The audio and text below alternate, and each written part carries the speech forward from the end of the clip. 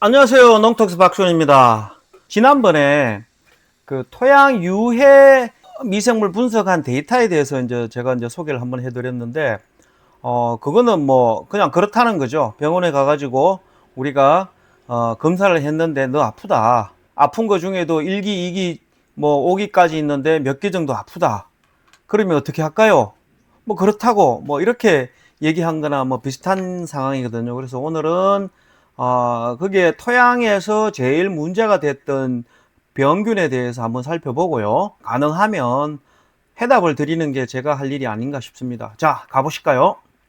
과체류 토양병 관련 자료 및 처방, 이렇게 제가 타이틀을 달았어요. 요것들은 이제 다음에 한번 뒤에서 설명을 드리기로 하고요. 볼게요. 오이 세균성 시드름병이 있습니다. 이게 2023년 상주에서 찍은 건데, 보시면 이렇게 한 나무가 죽었죠. 그래서 요거를 절단을 해 보니까 이렇게 보세요. 여기 이렇게 콜로니가 발생이 돼 있죠. 이렇게 해서 코 흐른다 그러죠. 코가 이렇게 줄줄 흐르죠.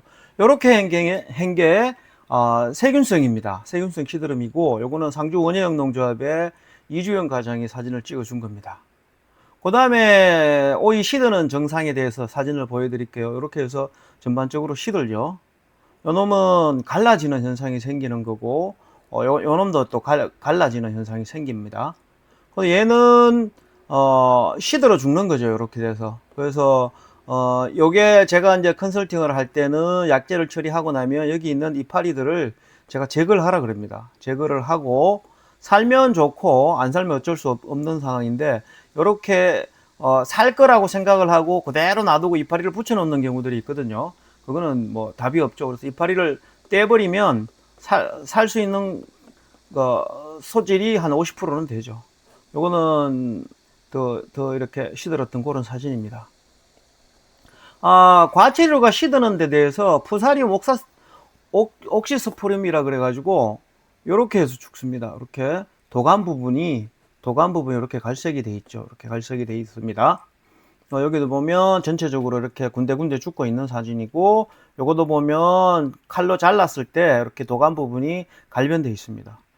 요거는 가지인데, 가지를 횡으로 절단했을 때 이렇게 도감 부분이, 관다발이라 그러죠. 도감 부분이 이렇게 갈색으로 변해 있는 사진을 보실 수 있습니다. 요거는 랄스토니아라 그래가지고, 얘는 쉽게 얘기해서 청고병이에요. 청고병. 과체류에 발생이 되는데, 얘들도 보시면은 가지가류거든요. 이렇게 해서 죽었죠. 이렇게. 청고 현상이에요.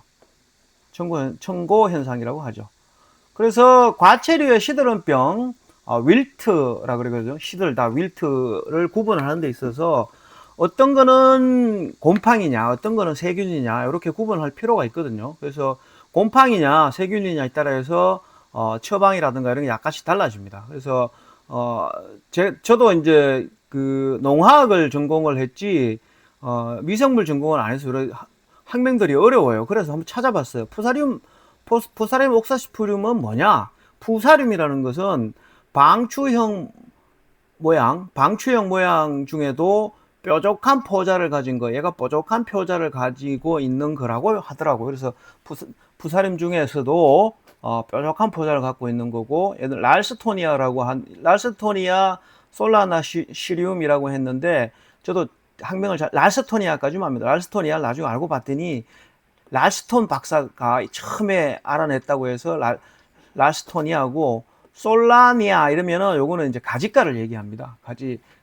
그런 거를 하는데, 가지가에 나오는 병을 일으키는 세균, 뭐 이렇게 생각하시면 됩니다. 제일 큰 거는, 얘는 푸사리움은 곰팡이고요.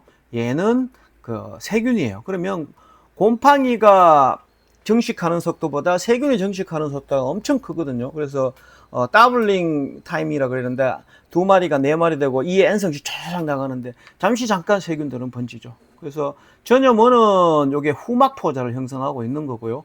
얘들은 뭐 사람 손에 따라서도 움직이고, 그다음에 농기구에 따라서도 움직이고 그렇습니다. 그래서 침입 경로는 곰팡이 같은 경우는 아까 말했던 관다발을 통해서 체관, 물관 요쪽을 통해서 뿌리를 통해서 상체를 통해서 이제 전염이 되는데 얘는 뿌리하고 기공을 통해서 관다벌로 갑니다. 그래서 기공을 통해서 들어가니까 전염 속도가 상당히 빠르겠죠. 발병 조건은 약간 24에서 30도 정도 고온 다습에서 많이 발생이 되고요. 얘는 그거보다는 한 5도 정도 높은 그런 온도에서 발생이 돼요.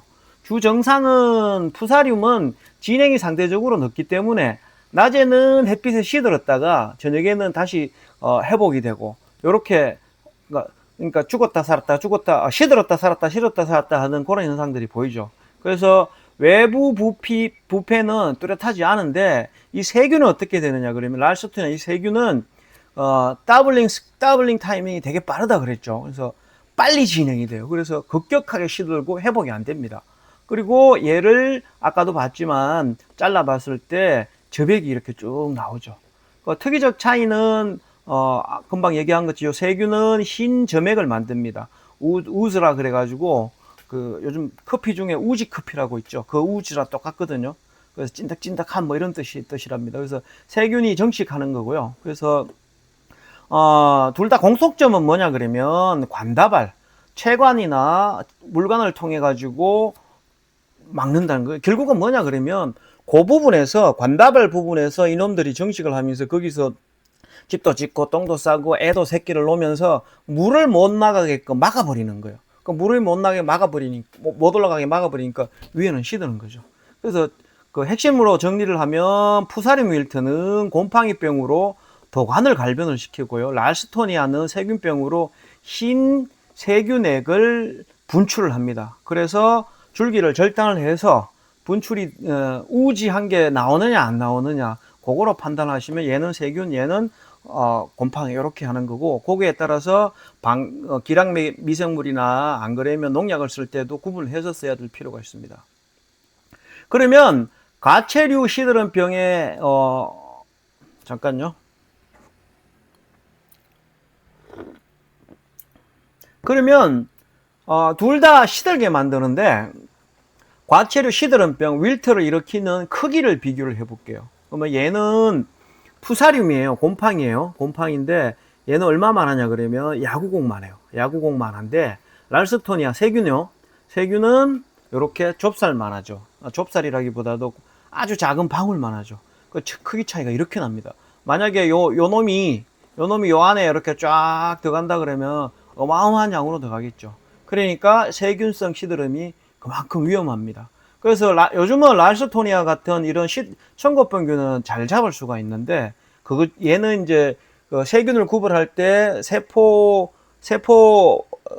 벽이라 그러죠. 세포 벽을 이제 염색을 합니다. 염색을 해가지고 염색 되느냐 안 되느냐에 따라 가지고 그래암 음성균, 그래암 양성균이 있는데 대부분의 균들은 그래암 음성균이에요. 그래서 세포벽이 좀 얇아요. 그런데 그래암 양성균 같은 경우는 세포벽이 두껍습니다. 그래서 토마토에 나오는 궤양병이라고 있어요. 궤양병이라고 있는데 그 놈은 진짜 잡기가 어려워요. 저도 이제 그 병은 잘 못 잡아요. 그래서 토마토 같은 데 보면 이렇게 이파리에 금이 이렇게 금색 반점이 이렇게 쭉쭉쭉쭉 찍히는 그런 것들이 궤양병입니다. 무슨 미시간에 있었는데 갑자기 학명이 생각이 안 나네요. 그 다음에 망고 만할이 있습니다. 자, 만할병은 푸사듐균이고요. 망고병 같은 경우는 요균에 의해서 망고는 방울 모양의 포자를 닮았다 그래가지고 이런 학명을 쓰고요. 푸사듐은 아까 설명을 드렸습니다. 그래서 발생 부위는 만할병 같은 경우 뿌리에서 관다발로, 그 다음에 망고 같은 경우는 뿌리라네. 줄기, 이 과실 모두에 전염이 돼요. 그래서 나무가 시드는데 이파리가 이렇게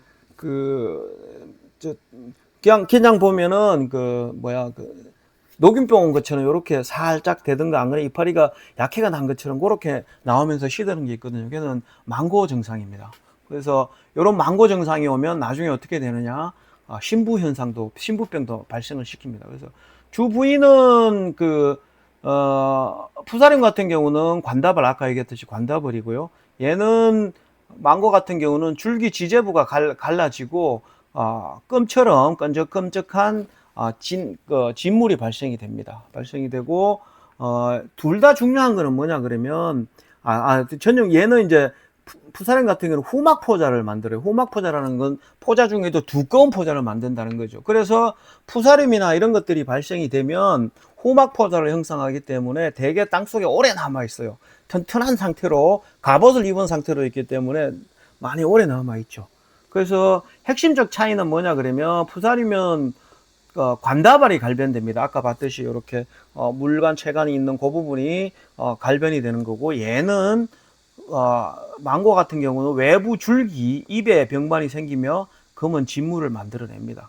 그래서 방제 방법은 이렇게 되는데, 제일 큰 거는 둘 다 트리코데르마나 바실러스 계열을 주면은 어느 정도 예방이 될 수가 있고요. 그 다음에 화학농약과 푸사림은 뭐 답이 없지만 망고 같은 경우 약들이 있으니까 화학농약 단독으로만 써가지고는 효과가 미흡하고요. 가능하면 기량성 미생물과 혼용해서 사시면 1+1이 2가 아니라 3, 4가 될 수 있습니다. 그래서 정리를 하자면 만할병은 푸사림에 의한 시드름입니다. 그래서 관다발을 갈변시키면서 시드는 거고, 망고 같은 경우는 줄기가 갈라지면서 검은 진물이 생기고 입하고 과일의 병반이 찍힙니다. 그래서 줄기를 세로로 잘라가지고 도간에 색이 변해 있으면 만할 푸사림이고, 진물이나 껌 같은 이런 진액이 나오면 망고라고 이해를 하시면 됩니다. 요게 이제 그 망고는 방울 모양이죠. 이렇게 방울 모양처럼 생긴 포자를 만든다 그래가지고 스토고론 스포리오시스 뭐 이렇게 얘기를 합니다. 그 다음에 푸사림도 이제 두 가지가 있거든요. 푸사림 시드는 병이 두 가지가 있어요. 하나는 푸사림 옥사스프리움이고, 하나는 푸사림 솔라니. 푸사림 솔라니는 이제 주로 그 토마토 같은 데서 청고를 많이 이렇게 되죠. 솔라니 이런 거는 아까도 말씀드렸지만 가지가루에 많이 발생이 돼요. 그래서 푸사림 옥사스프리움 같은 경우는 관다발 시드름병이라 그러고요. 그 다음에 얘는 건부 부패형 시드름이라 그럽니다. 둘 다 중요한 거는 후막 포자를 형성을 해요. 후막 포자를 형성을 하는데, 특이적 차이점은 뭐냐 그러면 얘는 그 관다발형 시드름병이라 그래가지고 이제 줄기를 쭉 찢어 보면 이제 표가 나는 거고, 얘는 어디부터 시작이 되느냐? 뿌리 썩는 것부터 시작이 돼요. 뿌리 썩는 것부터 시작이 되면서 나중에 시들어 버리는 거죠. 그래서 그 건부 부패형, 그러니까 뿌리 썩은 병에 가까운 거고요. 그래서 얘도 정리를 하자면 푸사렘 옥사스프리움 같은 경우는 뿌리에서 관다발이 타고 올라가서 이제 잎을 시들게 만드는 거고, 푸사렘 솔라니 같은 경우는 뿌리 건부를 먼저 썩게 만들고 난 다음에 시드는 거죠. 그리고 뿌리 썩음하고 같이 오는 거죠. 얘들은 뭐 접목도 하고 기량균도 넣고 뭐 이래서 이제 공통적으로 방제를 해야 될 그런 필요성이 있습니다. 요렇게 그 방추형으로 푸사름 솔라니는 가지가에 발생하는 방추형, 이렇게 뾰족한 요렇게 생긴 곰팡이의 형태를 띠고 있는 거죠. 그래서 푸사림균이 발병 스펙트럼은 처음에 푸사림 솔라니 같은 경우는 먼저 건부 뿌리 썩음을 일으키고 난 다음에 관다발에 감염돼서 덩굴 쪼개진 병까지 유발을 하는 거고, 푸사리움 옥사스프리움은 전형적인 관다발형 덩굴 쪼개진 병이에요. 그래서 솔라니 같은 경우는 건부병하고 덩굴 쪼개짐을 가져오는 거고, 옥사스프리움 같은 경우는 주로 덩굴 쪼개짐을 가져오는 그런 겁니다. 방제 방법은 똑같습니다. 모잘록병이에요. 모잘록병은 이놈은 그 주로 라이족토니아에서 많이 발생이 되거든요. 라이 뭐 이런 뜻은 뿌리란 뜻이에요. 건근이란 뜻이고, 솔란이나 아까 말씀드린 것처럼 가지가예요. 그래서 가지가 작물을 뿌리를 죽인다고 해서 학명을 이렇게 만들어 놓은 겁니다. 요거는 이제 뭐 주로 어린 육묘에서 많이 발생이 되거든요. 그래서 요게 요거는 뭐 발생이 된 그 사진이고요. 얘는 이제 식물체 조직에 이놈들이 이렇게 뿌리를 받고 크는 그런 사진입니다. 그래서 얘도 생물학적으로 방제는 트리코데르마류나 안 그러면 바실러스 계열 중에도 아밀로피커스 BA라고 하는 거를 쓰면은 효과적으로 상당히 방제가 가능합니다. 균은 모양은 이렇게 생겼습니다. 좀 지저분하게 생겼죠. 그리고 이제 잠깐요.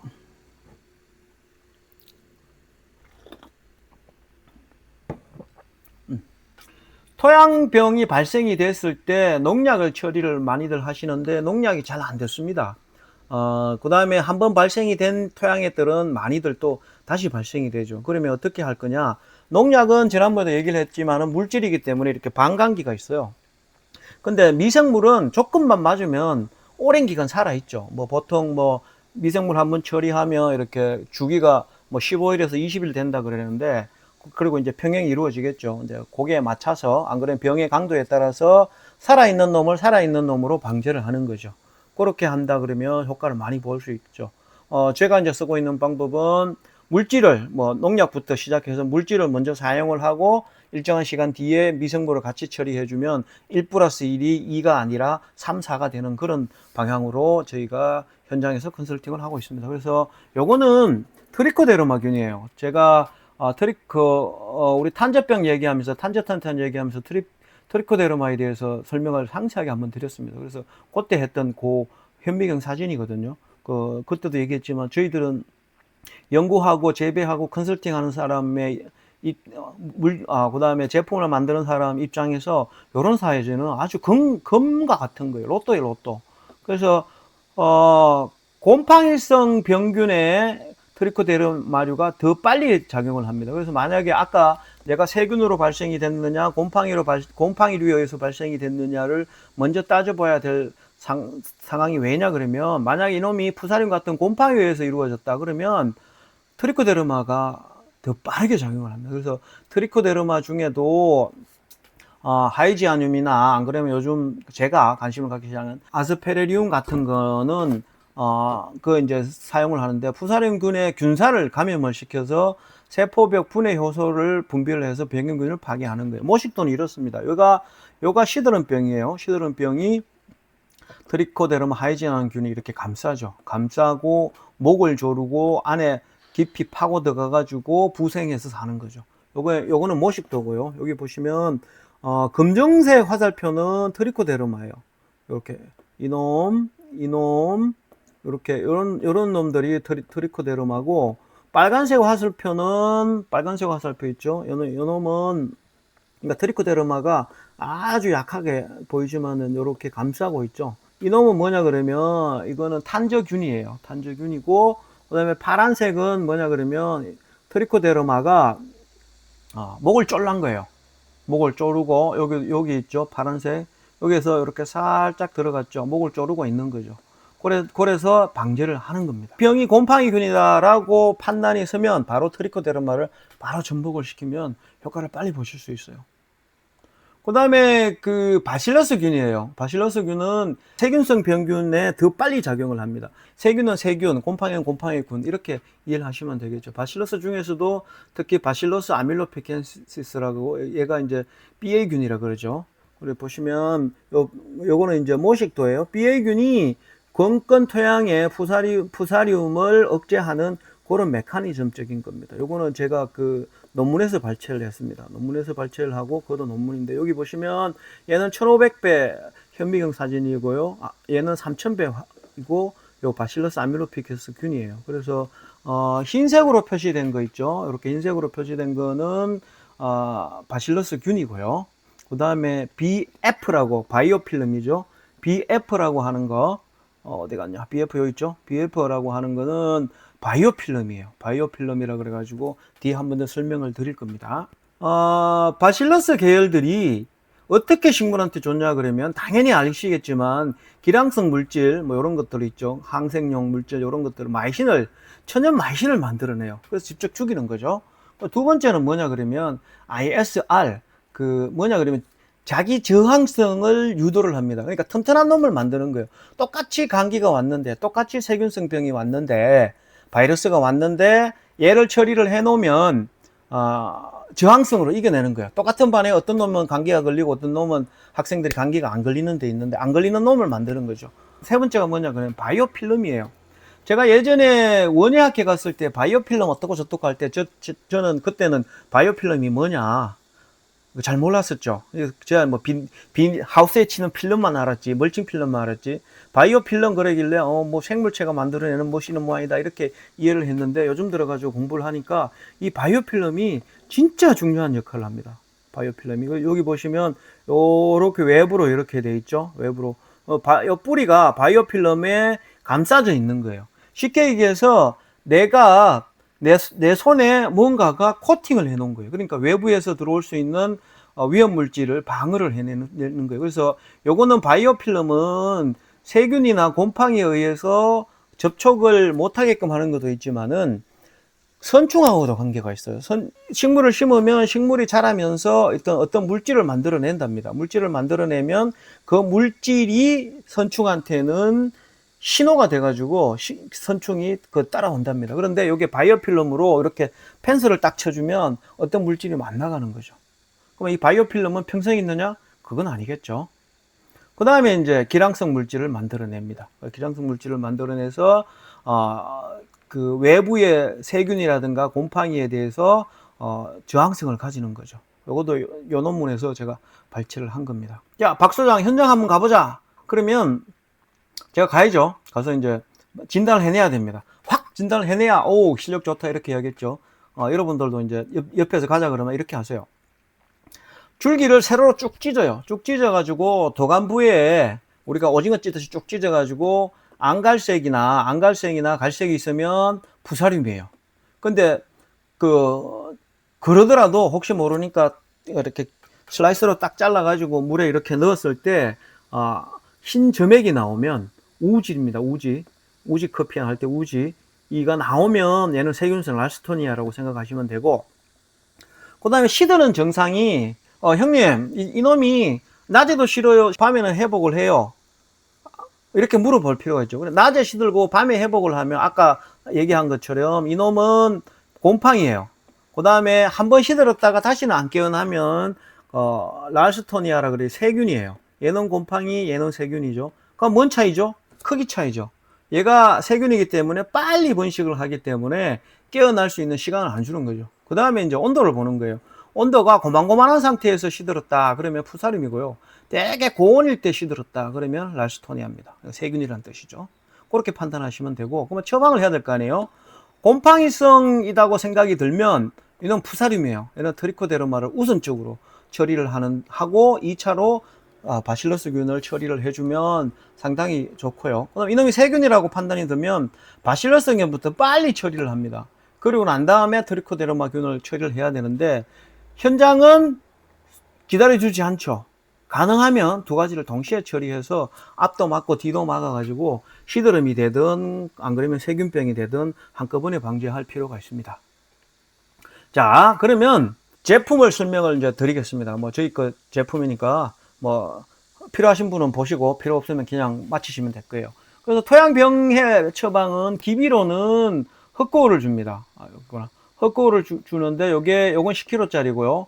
소일 마스터라고 요거는 제올라이트에 이제 흡착이 되어 있는데 얘는 5kg짜리예요. 그래서 100평당 한 포를 넣습니다. 그 다음에 정식할 때 모티스나 안 그러면 살리다스의 산지니를 혼용해서 포기 간주를 해주시면 아까 얘기했던 바이오필름도 바로 형성이 되죠. 토양병해에 대해서 설명을 드리면 재배 중에 만약에 발생이 되면 현재 무병탄을 처리를 합니다. 이놈 있죠? 이놈 아주 유명한 놈. 얘는 계피류가 들어있어서 나쁜 균에 균이나 충이나 이런 단백질로 이루어진 거를 이제 스크래치를 해요. 그러면 균이든 그 다음에 유익균이라든가 안 그러면 농약부터 포함해서 이런 것들이 잘 침투를 할 수 있게끔 합니다. 그래서 1차는 산지니하고 살리다스를 간주를 하고요. 만약에 그래도 상태가 안 좋다 그러면 다나음이라고 있어요. 이게 저희 탄저탄탄하고 같은 건데 이제 브랜드 명만 다릅니다. 요 다나음이 4가지 균이 들어 있습니다. 그래서 산진이랑 같이 혼용을 해서 관주를 하시고요. 그 다음에 망고 마날이 발생이 돼요. 망고 마날 제가 아까 동영상에서도 설명을 드렸는데 살리다스하고 영일바이오 내지 잔류프리로 이제 혼용을 하거든요. 그러면 살리다스 단독으로 치거나 얘들 단독으로 치면 약효가 많이 떨어집니다.